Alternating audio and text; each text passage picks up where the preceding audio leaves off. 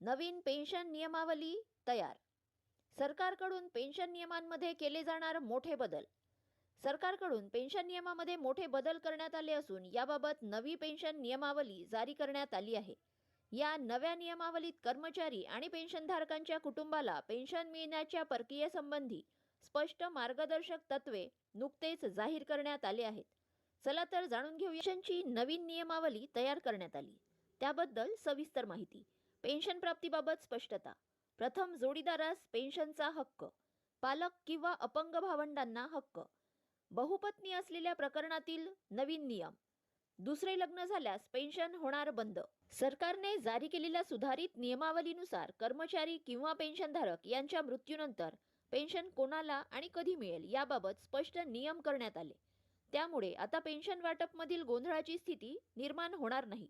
नवीन नियमानुसार पेन्शनधारकांची पेन्शन सर्वप्रथम त्याच्या प्रथम जोडीदाराला मिळेल.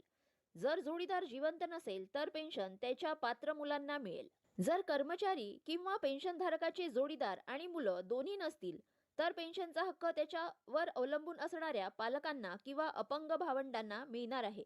ज्या कर्मचाऱ्यांना 2 किंवा अधिक पत्नी आहेत अशा प्रकरणात पेन्शन हक्क सर्वप्रथम पत्नीमध्ये समान प्रमाणात विभागला जाईल.